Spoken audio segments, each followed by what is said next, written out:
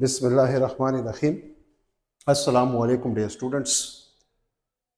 मेरा नाम अब्दुर्रहमान है और फिज़िक्स का टीचर हूँ। आज हम स्टार्ट करने वाले हैं यूनिट नंबर 11 सेकेंड ईयर का, जो कि है electrostatics. Let's start. What is electrostatics? Electrostatics is the combination of two words. Greek words are electro means charges, static means rest. So it means in this chapter we will study charges at rest. In the whole chapter, which is a very lengthy chapter, we will study rest charges. What is electrostatics? How to define electrostatics? The branch of physics which deals with the study of rest charges along their properties. In this chapter we will study rest charges along their properties. इस chapter में हमारी जो full study होगी वो rest charges and its properties. अब जहन में question आता है स्टूडेंट्स कि व्हाट इज चार्ज? चार्ज हमारे पास जो है क्या है? चार्ज को हम डिफाइन करते हैं। रेस्ट तो ऑलरेडी हम जानते हैं कि एन ऑब्जेक्ट या a body is said to be at rest if it does not change its position with respect to observer या surrounding is known as rest. लेकिन चार्ज क्या है? मैंने डिफाइन किया हुआ है कि what is charge. First definition ये है कि the intrinsic property of matter is called charge. Intrinsic कहते हैं गॉड गिफ्टेड। ये चार्ज हमारे पास क्या है? First definition, the intrinsic property of matter is known as charge. Second definition, जो प्रॉपर डिफिनीशन है, द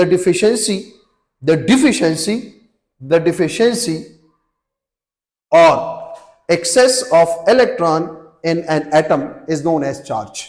किसी भी एटम में इलेक्ट्रॉन की डिफिशियंसी मतलब कमी या एक्सेस मींस ज्यादती को हम नाम देते हैं किस चीज का? चार्ज का। जो भी हमारे पास एटम होता है वो न्यूट्रल होता है।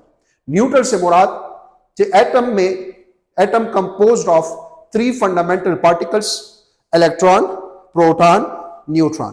Proton, neutron present in the nucleus and electron revolve around the nucleus in orbit.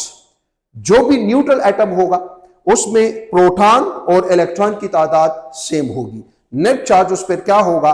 0 होगा। किसी भी एटम में इलेक्ट्रॉन की आइदर डिफिशियंसी या इलेक्ट्रॉन का either excess means surplus, extra. अगर कोई किसी भी एटम में इलेक्ट्रॉन की डिफिशियंसी होगी या उसमें इलेक्ट्रॉन एक्स्ट्रा होगा तो उस एटम पर चार्ज आएगा और उसको हम नाम देते हैं किस चीज का? चार्ज का। 2 किस्म के चार्जेस है students. There are 2 types of charges.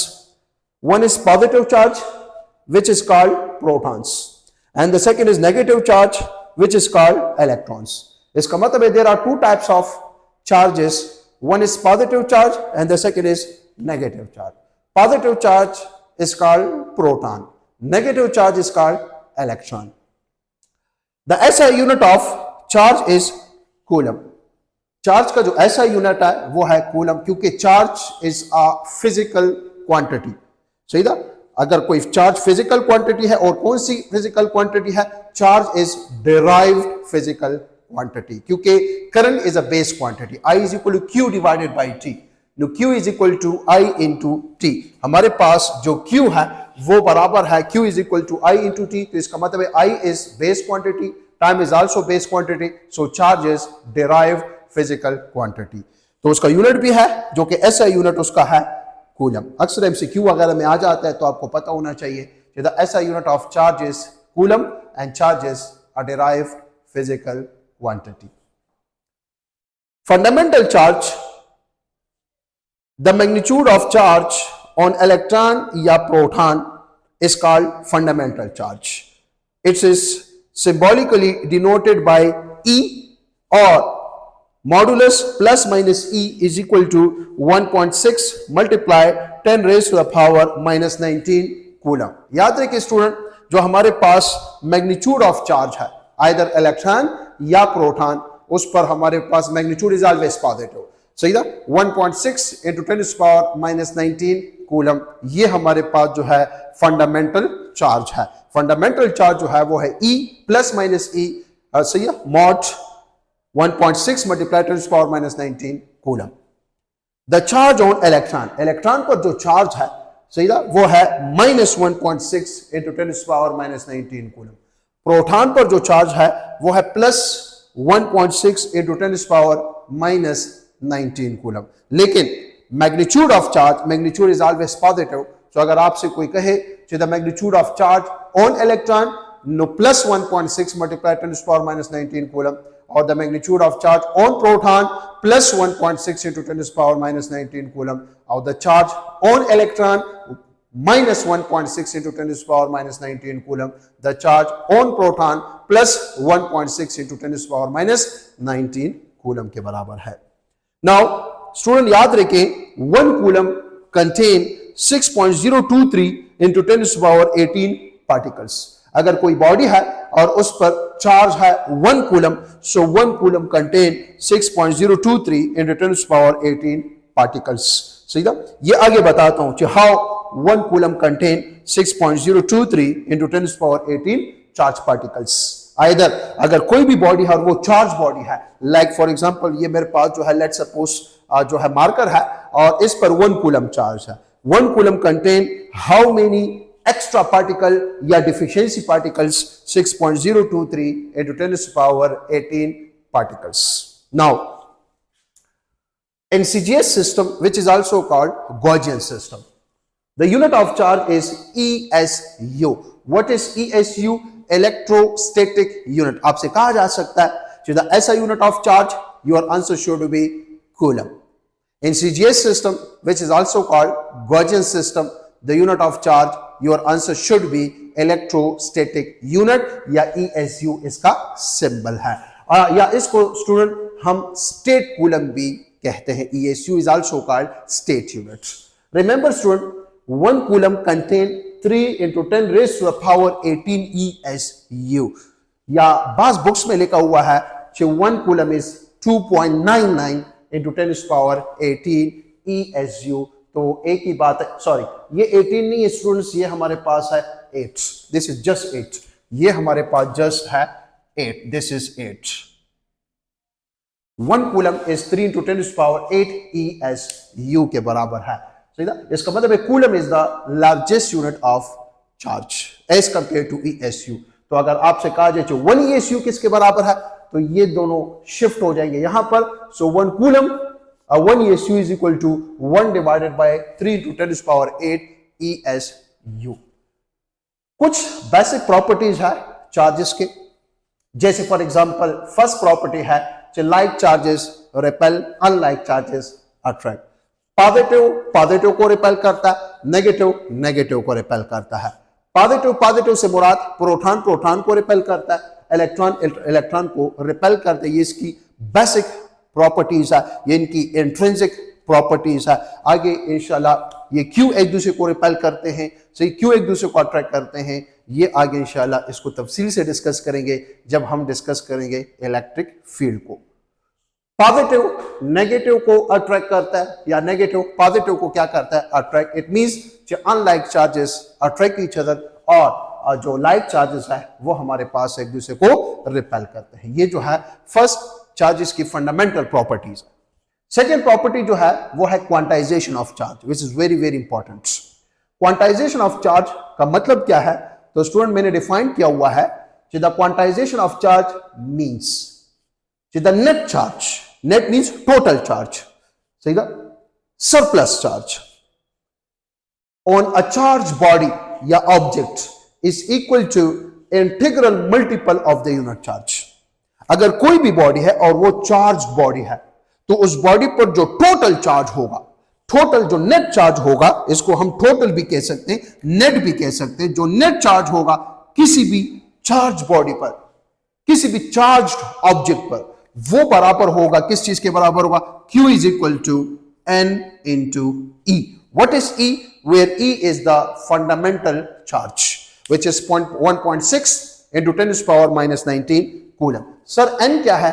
where n is 0, plus minus 1, plus minus 2, plus minus 3, plus minus 4 and so on। सही है स्टूडेंट्स? या हम ये भी कह सकते हैं कि अगर प्लस माइनस ना लगाए तो n is a whole number, ये भी कह सकते हैं। नाउ ये फार्मूला हमें क्या बताता है कि अगर कोई भी बॉडी है और वो चार्ज बॉडी है तो इसका मतलब उस पर जो टोटल चार्ज होगा वो integral multiple of the unit charge के बराबर होगा। इसका मतलब है कि charge is quantized, so only discrete charge is possible. या तो फॉर एग्जांपल एक बॉडी है, एक इलेक्ट्रॉन को लॉस कर सकता है, या कोई एटम है वो एक इलेक्ट्रॉन को लॉस कर सकता है, या 2 इलेक्ट्रॉन को लॉस कर सकता है, या 3 इलेक्ट्रॉन को लॉस कर सकता है, या 4 इलेक्ट्रॉन को लॉस कर सकता है, और या 1 इलेक्ट्रॉन को गेन कर सकता है, 2 को गेन कर सकता है, 3 को गेन कर सकता है। तो इसको हम क्या कहते हैं? डिस्क्रीटनेस। ये नहीं है कि एक इलेक्ट्रॉन को हाफ गेन किया दूसरे को फुल, या पोकम इस तरह पॉसिबल नहीं है। कोई भी एटम या तो एक इलेक्ट्रॉन को लॉस कर सकता है या एक इलेक्ट्रॉन को गेन कर सकता है, या 2 इलेक्ट्रॉन लॉस गेन, या 3 इलेक्ट्रॉन लॉस गेन, या 4 इलेक्ट्रॉन लॉस गेन। इसको हम कहते हैं डिस्क्रीटनेस। इसका मतलब है या तो अगर n हम होल नंबर ले लें तो इसका मतलब है 0e भी हो सकता है, 1e भी हो सकता है, 2e भी हो सकता है, 3e up to n। This is called quantisation. Only quantised discrete charge are possible. This is not possible. So 1.1e, 1.2e, 1.3e, this is not possible. Only quantized charge is possible. कोई भी body, कोई भी object, कोई भी atom completely electron को loss कर सकता है, कंप्लीटली इलेक्ट्रॉन को गेन कर सकता है। सही ना? ये नहीं कि हाफ इलेक्ट्रॉन गेन किया, हाफ लॉस किया। This is not possible. This is called discreteness. अगर फॉर एग्जांपल हमें n दिया जाए कि फला number of electron either gain या आइदर लॉस, अगर हमें तादाद दी जाए, E के साथ मल्टीप्लाई करें, आप उस बॉडी पर नेट चार्ज को क्या कर सकते हैं स्टूडेंट? फाइंड कर सकते हैं। So the net charge on any charged body which is equal to n into E। E तो हम जानते हैं which is 1.6 into 10 to the power minus 19 coulomb. अगर हमें n दिया जाए, अगर फॉर एग्जांपल आपसे कोई कहे कि बॉडी है और इसको मैंने ये लेट सपोज मार्कर है, इसको मैं बालों के साथ रब करता हूं और इसने 10 इलेक्ट्रॉन लॉस किए हैं, 10।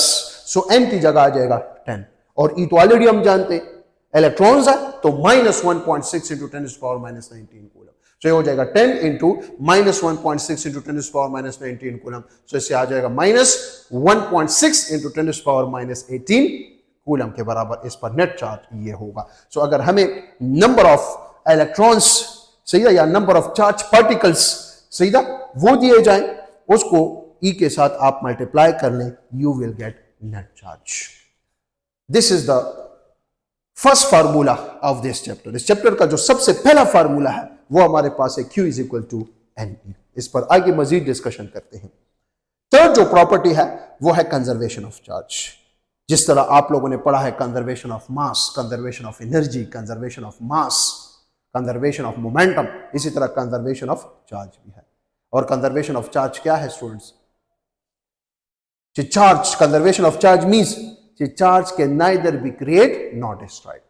It only transfer from one object to another object, या from one atom to another, but the total charge will be remain constant, which is conserve. जैसे फॉर एग्जाम्पल स्टूडेंट्स, ये rod है और ये मेरे साथ कोई लेट सपोज ये कोई रेशमी कपड़ा है।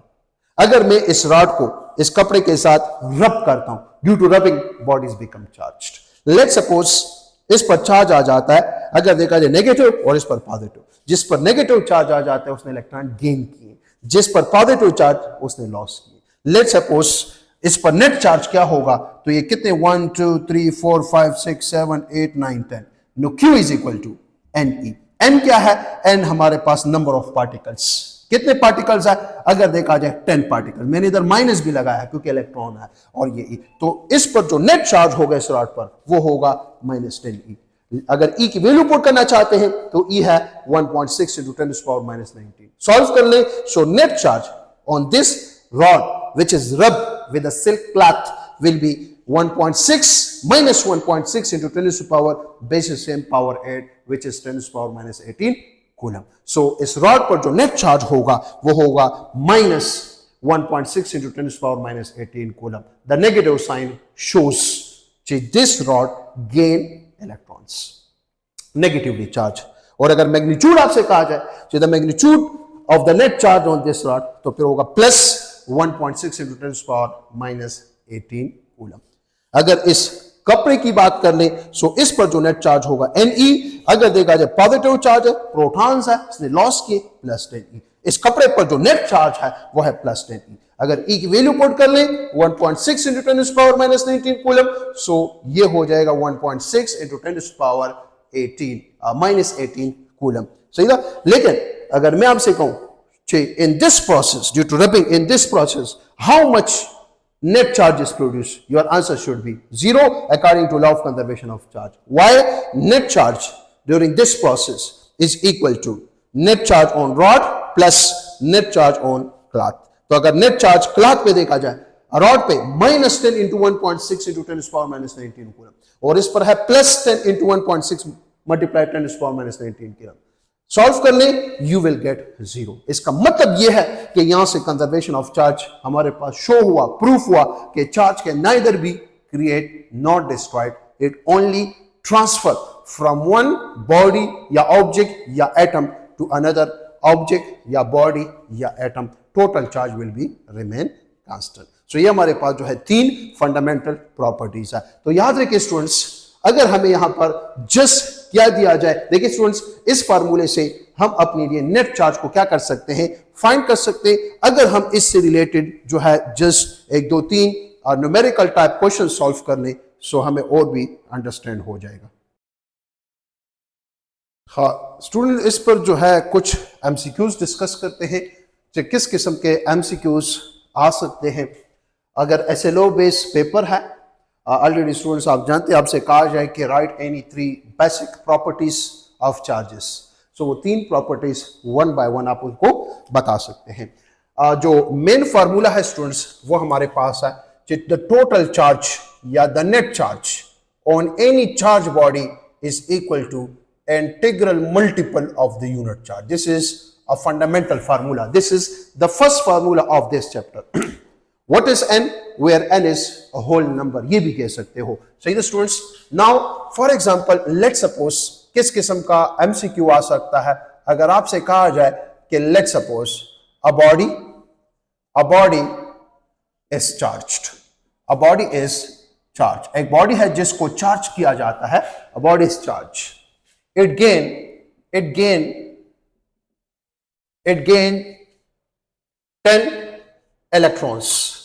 10 electrons.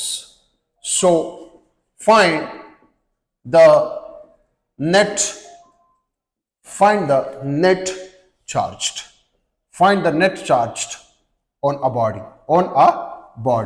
Students, यहां पर अगर देखें हमें जस्ट क्या दिया हुआ है, नंबर ऑफ इलेक्ट्रॉन्स की तादाद दिए हुए हैं। कितने इलेक्ट्रॉन्स है, यहां से अगर देखा जाए फार्मूला है n इज इक्वल टू, या टोटल हमारे पास जो पार्टिकल्स है वो 10 इलेक्ट्रॉन्स है। 10 पार्टिकल्स जो है बॉडी है और वो चार्ज हो गई, उसने जो है कितने इलेक्ट्रॉन गेन किए हैं, 10। इस पर नेट चार्ज क्या होगा, तो आप कहेंगे कि net charge on the body Q is equal to students n into E। अब जस्ट वैल्यू आप लोग पुट कर लें और सॉल्व कर लें। सो आप कहेंगे नेट चार्ज n कितना है हमारे पास 10, और E स्टूडेंट्स हमारे पास अगर देखा जाए उसकी वैल्यू पुट कर लें। इसका मतलब है अगर चार्ज की बात हो रही है, इसने इलेक्ट्रॉन गेन किए, तो इलेक्ट्रॉन पर अगर देखा जाए -E। सो ये ऑप्शन भी करेक्ट है, या स्टूडेंट इसको इस तरह भी लिखा जा सकता है -10 इंटू E की जगह 1.6 into 10 to the power -19 coulomb, या students -1.6 into 10 to the power bases same power add, so हो जाएगा -18 कूलम। और अगर मैग्नीट्यूड आपसे कहा जाए सीधा मैग्नीट्यूड, तो फिर जो मैग्नीट्यूड होगा, मैग्नीट्यूड इज ऑलवेज पॉजिटिव, वो होगा 1.6 into 10 to the power -18 coulomb के बराबर होगा।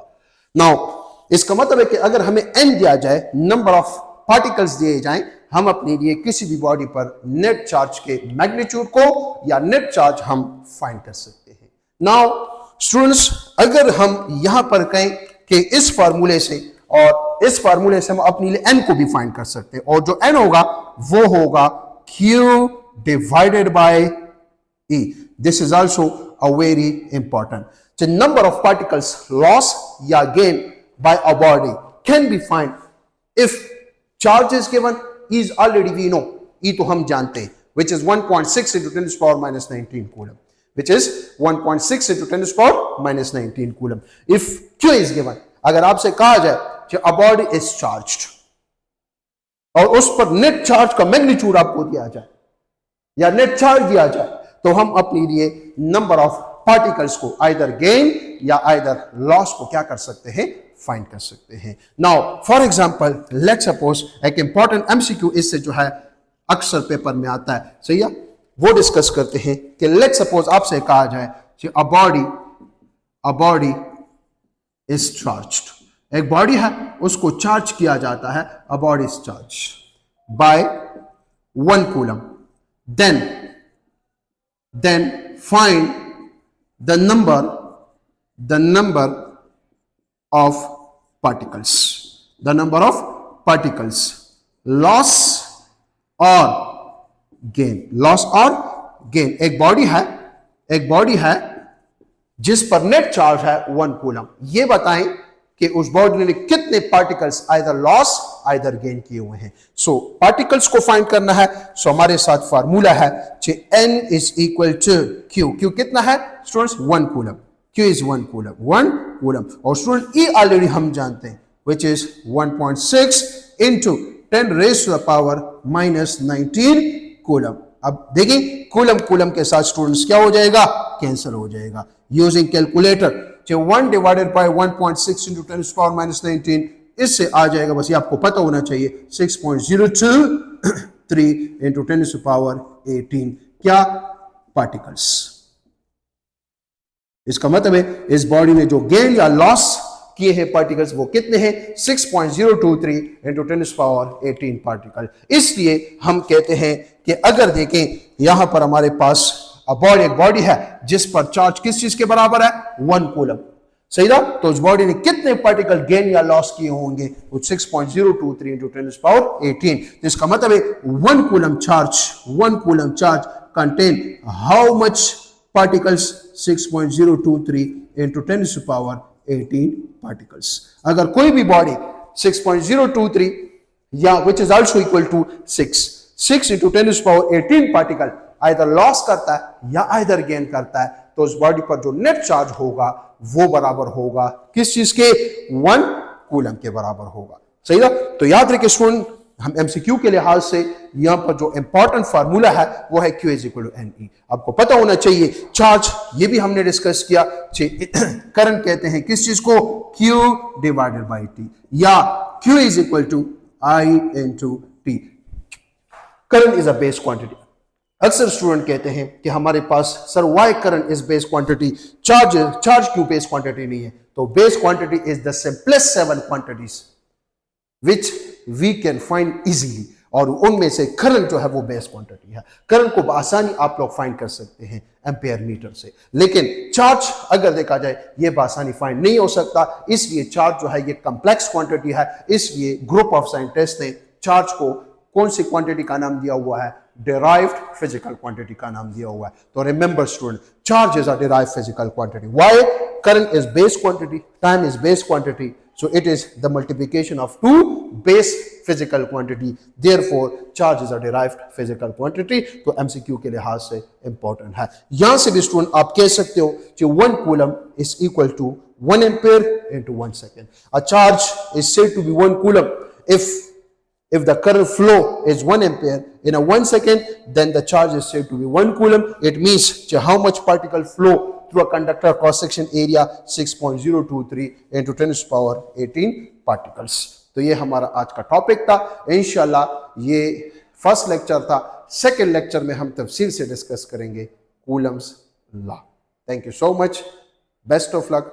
दुआओं में याद रखें, इसको लाइक कर लें, शेयर कर लें. खुदा हाफिज.